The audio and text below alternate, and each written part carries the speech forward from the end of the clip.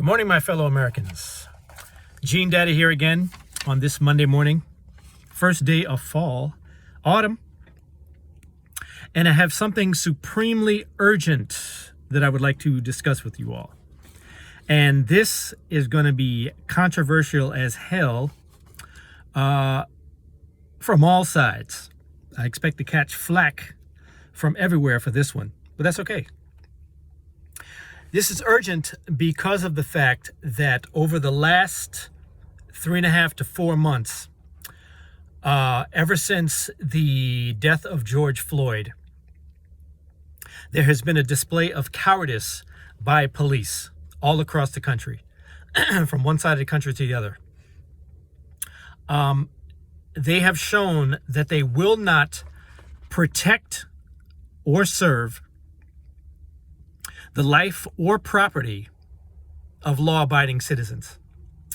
So, for example, the day before the George Floyd riots occurred, the day before that, the NYPD, the New York Police Department, touted itself as the baddest police department on the planet. They even had a unit, I don't know which unit it was, some task force within the NYPD. Their motto was, "We own the night." Well, it didn't seem like they owned the night anymore after all the rioting started in New York. They definitely disowned the night because of the fact that they stood by and watched as businesses all throughout Midtown and down in Soho were destroyed. Businesses were picked clean by rioters and looters. Okay, so that was the first display of weakness and cowardice. The second one came when the NYC police, when they were given real opposition, when they were going through the streets of New York and some of the boroughs, they actually scurried and ran for their lives. They took off like rockets when they were confronted with opposition in the streets.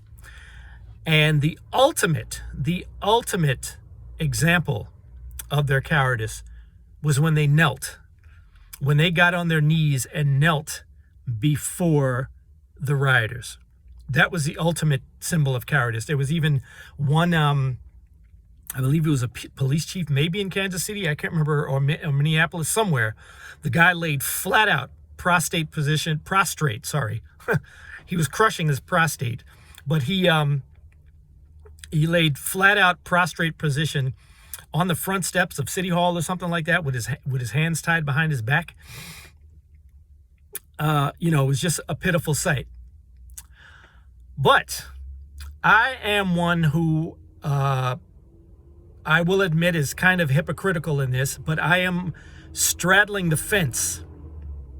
I am on both sides of the fence on this issue because of the fact that, as the saying goes, the lesser of two evils is still evil. So unfortunately, for whatever purpose, we still need the police. At this point, it's not clear what for, which I will get to later down the line in my explanation. But at this point, it is unclear back on what I said about them protecting and serving. They are not protecting and serving law-abiding citizens. Now, regarding the accusations against them about being racist.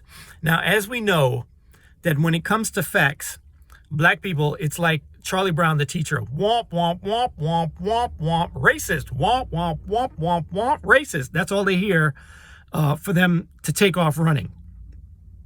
For their impetus. All they needed to hear is racism, and then they're off to the races. So, in the instances of George Floyd, Breonna Taylor, and the other one, Jake Blake, none of those were racially motivated or proven to be racially motivated. And there was also the guy in Atlanta whose name I can't remember, whatever his name was, Sherrod Brooks or something like that, whatever his name was.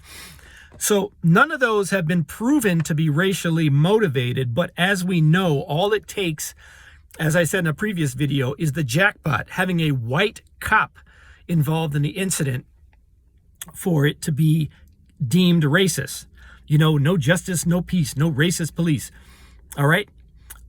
George Floyd, everything has come out by now. And that's the good thing, is that all of the information for each of these cases has come out.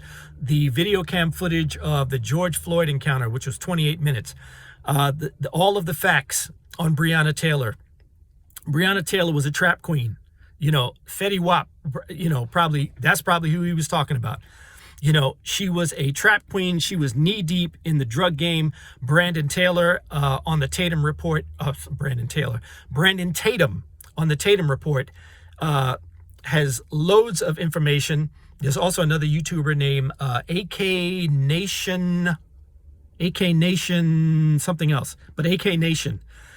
He also has a great series of videos where he talks about the Breonna Taylor situation. Jake Blake, as we know, I believe had a warrant at the time that the cops came looking for him. He also had a restraining order, and where they picked him up was someplace he was not supposed to have been. So none of these incidents are bona fide any legitimacy of racism, including the one in Lancaster, Pennsylvania with the Munoz kid, who the body cam video clearly shows him jumping out of the front door of the residence with a big behind knife in his hand, unrelenting, charging at the officer. So moving along, what is the point of all this? Well, it has happened again. And what has happened is that another law-abiding citizen has been arrested by the police. The police have shown cowardice in the face of opposition from rioters and looters. Minneapolis, Seattle, you know, people were killed in the Chaz area. No arrests made. In the burning down of Minneapolis, how many arrests were made? In what's another city that burned? In Jake Blake, in Kenosha, Wisconsin, sorry.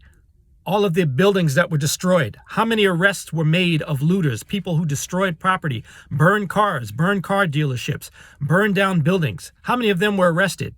But let me get to the meat and potatoes of this video. In Milwaukee on September 16th, last week, Wednesday, a Trump supporter, a man who, from what we know from the video, there is a man named Pete who lived there. I will put a link in the description of the news article with videos that detail the occurrence. A man in his house in Milwaukee, Wisconsin, was accosted by a Black Lives Mafia crowd outside of his house. They were harassing him at night. They had put out some Twitter thing about a protest party or barbecue. Essentially, they were disturbing the peace in this neighborhood, and they were harassing this man at night, shining flashlights into his house, harassing the man, and he was inside of his house, and he had a shotgun. And as you can see from the videos in the link, that they were telling him not to come outside, essentially implying that they had weapons and that he would be dealt with violently if he came out of his own house. This is, I will repeat, this is a man inside of his own house defending his property against a mob that is outside, that is coming after him because he is a patriot and a Trump fan. He had an American flag hanging from his front door, as well as having a Trump train flag hanging from his banister. Now, what is ironic about all of this is that when the Black Lives Mafia crew saw him inside of his house, now remember, Black Lives Mafia, what is their main purpose? To defund and or completely abolish the police. They hate the police, right? As what's his name? Little soft boy there, Jacob Fry in Minneapolis found out. All right, when they accosted him on the street and made him pick whether he was going to defund the police, and the heavy chick there was like, "We don't want no police," right? That's the aim of Black Lives Matter. But what happens with this guy in his house when they see that he has a gun and he is equipped to defend himself? What's the first thing they do? In typical hypocritical, ironic fashion, they called the police on this man. They called the police on him, and quite dutifully, the police showed up. Did they arrest any of the rioters outside for disturbing the police by having a quote-unquote protest outside of this man's house, harassing him? No, they did not. You know who they arrested? They arrested the law-abiding citizen who was inside of his house defending his property. That's who they arrested. So this is typical of the Marxists' approach to defeating the general public. They wish to kill self-defense, okay? And the police are complicit in this. And that is the point of this whole video, is that the police are complicit in this attack on law-abiding citizens who choose to defend themselves against the mob. Okay? So, who have they not arrested? As I said, the police, on September 16th, they did not arrest these people for disturbing the peace. There's a large crowd of them. Not any approach to these people by the police, but they arrested the man who was defending his property. They have not arrested, as I said, any of the rioters and looters in New York City, in Minneapolis, in Kenosha. None of them have been arrested. Okay? But who have they arrested, or who have they approached and applied legal pressure to? Well, they arrested Bevelyn Beatty, who in New York City, the police are defending via the orders of the communist leader Bill de Blasio, a Black Lives Matter, Black Lives Mafia mural right on Central Park West in front of Trump Tower. The police are defending that. They'll defend that for sure, and they'll arrest Bevelyn Beatty for quote-unquote defacing it, okay? But they will not arrest any of the rioters or looters who are smashing and destroying property.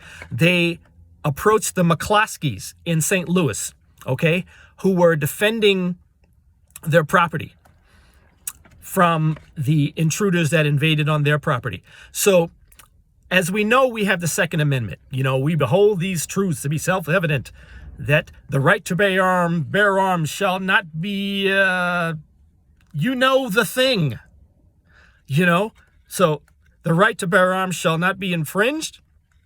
That's the Second Amendment. But in what state were they in again? Missouri. In Missouri, in the Missouri Constitution, they have the Castle Doctrine. They have the Stand Your Ground laws. They also have the duty to retreat part of the law. And the McCloskeys were well within their rights. But the police came and they took from the direction of the DA there, Kim Gardner, they came and confiscated the weapons of the McCloskeys. Later on in Kenosha, the young hero, Kyle Rittenhouse, okay, there is plenty of video evidence from many different angles of him being chased by crowds. And this young man, 17 years old, kept his cool, kept his composure, kept his train of thought, kept a clear head, and he kept management of his weapon and was able to defend himself against the crowd. He shot two, a guy by the name of Rosenbaum, a guy named Huber, and a guy named Grosskreutz. Grosskreutz, I had to give the nickname of Biz Marquis because, if you saw the video, when he got shot, his arm got vaporized. He caught the vapors. Right? His arm got vaporized. Poof! Right? So, all three of those individuals, I believe all were felons. All right? Rosenbaum was a child molester.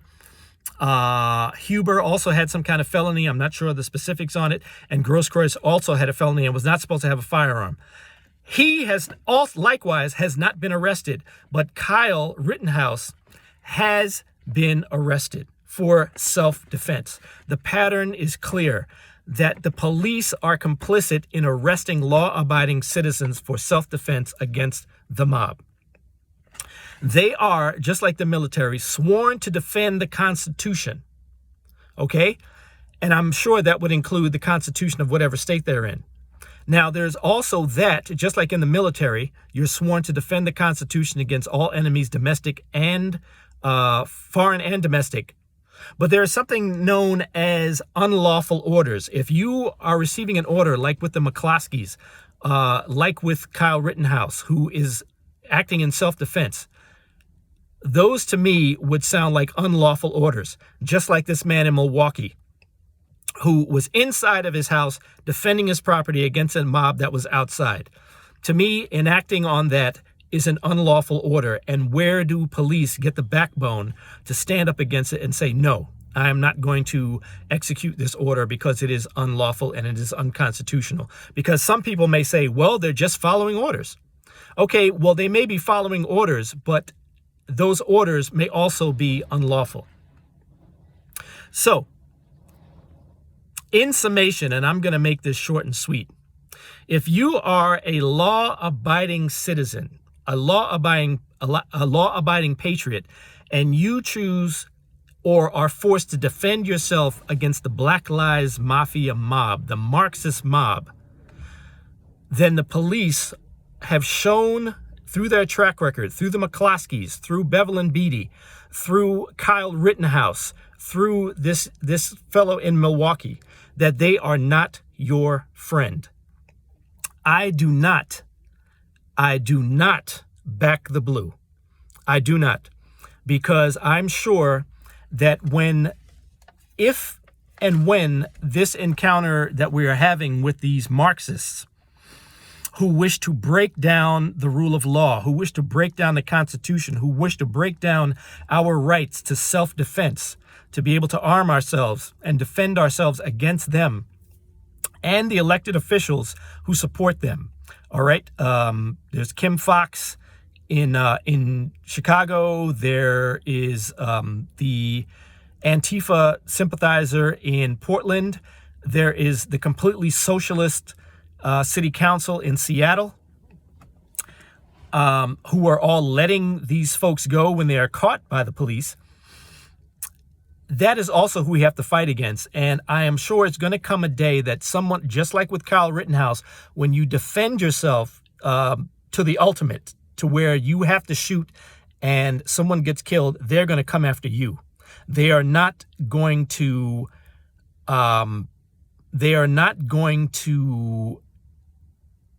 give you your due process in realizing that it is self-defense, and the police will become the enemy of the people because they will be the ones that will be sent to come and arrest you.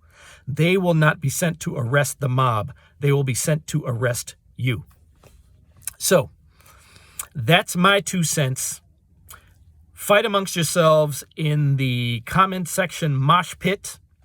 Like, subscribe, and share this video. And I'm Gene Daddy, and I am out.